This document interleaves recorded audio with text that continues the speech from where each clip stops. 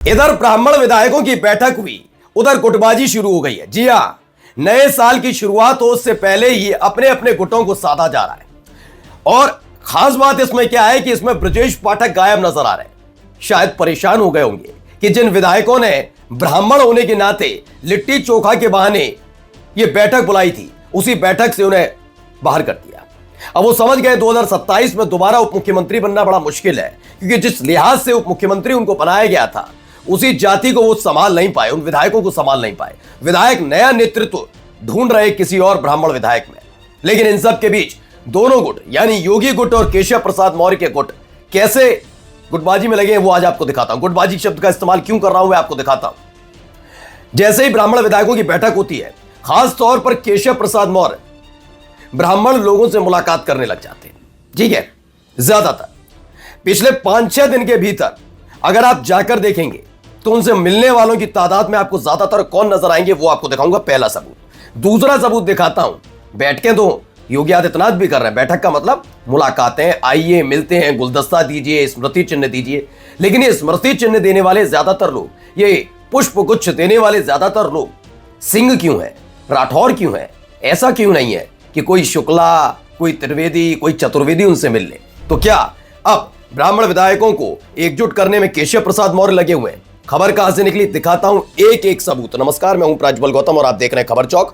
शुरुआत करते हैं सबसे पहले बैठकों की। आपको पता ही है, मुलाकात, बैठक, बैठक पर विवाद के बाद जवाब भी मिल गया पंकज चौधरी को कि ब्राह्मण समाज को एकजुट करता है, तोड़ता नहीं है, विभाजन नहीं करते, हम ऐसे हम वैसे हैं। तमाम बातें हो रही है, सबने देख लिया, आपने और हमने सबने देख लिया। इसमें समझाने और बताने की अब कोई जरूरत नहीं रह गई है। लेकिन यह केशव प्रसाद मौर्य समझ गए कि इस समय ब्राह्मण अपने आप को नेतृत्व विहीन समझ रहा है, उसे एक नेतृत्व चाहिए। तो क्या यही वजह है कि जिन लोगों की कवायद, जिन लोगों से को साथ लाना है, उनके लिए खास तौर पर कोशिश केशव प्रसाद मौर्य की तरफ से की जा रही है। क्यों कह रहा हूं, पहले ये देखिए। ये उत्तर प्रदेश के पयागपुर बहराइच से विधायक हैं। नाम क्या है, नाम पढ़ लीजिए, सुभाष त्रिपाठी। ये सुभाष त्रिपाठी हैं, इनका जन्मदिन था तो भाई साहब इनको शुभकामनाएं वगैरह दे दी कि बहुत बहुत शुभकामनाएं, बधाई जन्मदिन की, है ना, हैप्पी वाला बर्थडे विधायक जी। और किसने दी, ये देखिए, नाम पढ़ लीजिए, केशव प्रसाद मौर्य के ट्विटर हैंडल पर यह आता है। अब आप कहेंगे एक विधायक को दे दी तो क्या? दरअसल यह अमूमन आप देखेंगे कि कोई जयंती हो, कोई पुण्यतिथि हो, या फिर किसी विधायक का जन्मदिन हो, सांसद का जन्मदिन हो, तो बिना जाति के भेदभाव के योगी आदित्यनाथ भी और केशव प्रसाद मौर्य भी दोनों इस बात की कवायद में रहते हैं कि शुभकामनाएं दी जाए या उस चीज में शामिल हुआ जाए।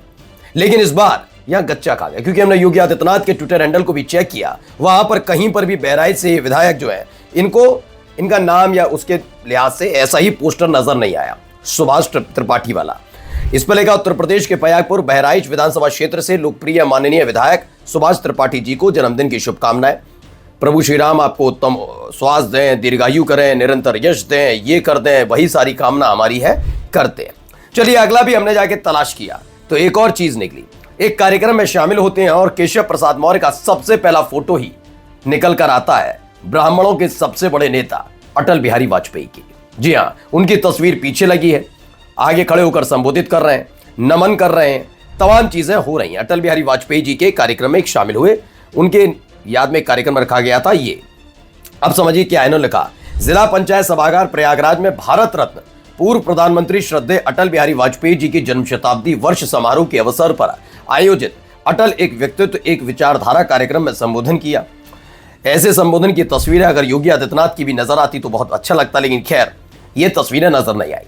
तो क्या नेतृत्व विहीन होता हुआ ब्राह्मण केशव प्रसाद मौर्य के साथ जुड़ेगा? क्योंकि हाथ तो बढ़ा दिया है केशव प्रसाद मौर्य ने। आगे देखिए खबर क्या है, ये एक और खबर निकली। अब हम गए योगी आदित्यनाथ के ट्विटर हैंडल पर भी, लंबा चौड़ा 2 घंटे 43 पौने 3 घंटे का ये पूरा वीडियो है। अब जरा देखिए, वीडियो में आपको कौन नजर आ रहे होंगे, समझाने की जरूरत नहीं। तो राम जन्मभूमि मंदिर का है ये, जब वहां पर दर्शन के लिए गए, और दर्शन के लिए जो गए कोई और नहीं है बल्कि राजनाथ सिंह है। राजनाथ सिंह, मैं नाम बताऊं उससे पहले एक कहानी आपको बताता हूं। साल 2024 का लोकसभा चुनाव था।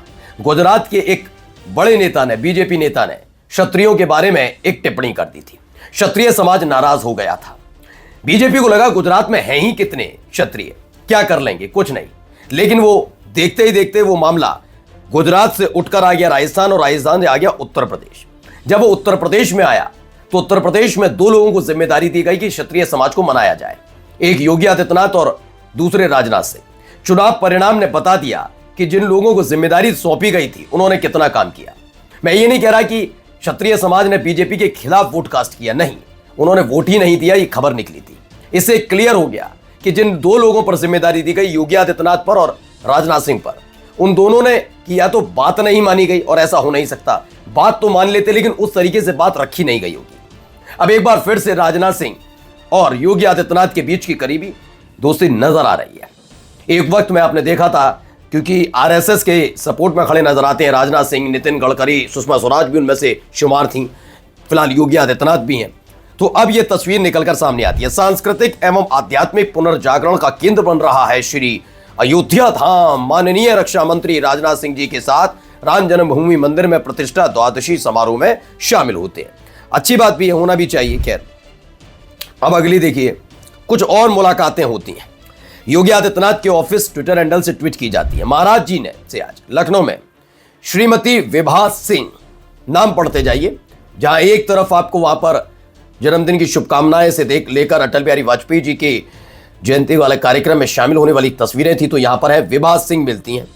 यहां पर विभा सिंह से मुलाकात होती है। ये देखिए, अगली तस्वीर देखिए, यहां पर भी एक मुलाकात होती है मुख्यमंत्री योगी आदित्यनाथ जी से। महाराज से आज लखनऊ में जनपद बलिया के चितबड़ा गांव के नगर पंचायत अध्यक्ष अमरजीत सिंह ने शिष्टाचार भेंट की।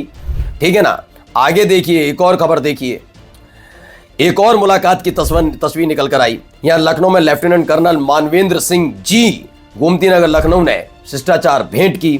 ओके, आगे एक और तस्वीर में दिखाता चल रहा हूं आपको, इसीलिए जनपद बलिया के बांसडीह नगर पंचायत के चेयरमैन सुनील कुमार सिंह ने शिष्टाचार भेंट की। तो ये बैठकों का दौर ये बताता है, मैं हमेशा कहता हूं कि आप एक एक चीज को देखिए। ब्राह्मणों की बैठक हुई, कई लोगों ने ऐसे बड़े हल्के में लिया। मैंने तब भी कहा, जैसे ठाकुर विधायक एकजुट हो रहे थे, वैसे ब्राह्मण विधायक भी यूं ही एकजुट नहीं हुए। उन्होंने आगे आकर जरूर बताया कि बच्चे तुम्हारे क्या कर रहे हैं, लड़का क्या कर रहा है, कितनी कौन सी क्लास में पढ़ रहा है, क्या भविष्य के बारे में सोचा। हमने इस पर बात की, हमने SIR पर बात की, मैंने लेकिन बताया था ऐसी बात नहीं है। ब्राह्मणों की उस बैठक में 3 मुद्दों पर बात हुई थी। नंबर 1, उत्तर प्रदेश में कितने ब्राह्मणों की हत्या हुई और योगी सरकार ने उसके लिए क्या एक्शन लिया, कितने ब्राह्मणों पर अत्याचार की खबर आई और योगी आदित्यनाथ की सरकार ने उस पर क्या एक्शन लिया। और एक और कि एक ऐसे व्यक्ति को नेतृत्व देना चाहिए ब्राह्मण विधायकों का जो मजबूती के साथ सरकार के सामने, संगठन के सामने, बीजेपी के सामने हमारी मांग रख सके। यानी ब्राह्मण विधायकों ने ब्रजेश पाठक को दरकिनार किया था। अब कुल मिलाकर अंदर खाने की इस खबर ने होश तोड़ा है। तो क्या मोर्चा इस बार केशव प्रसाद मौर्य मार कर ले जाएंगे? नमस्कार।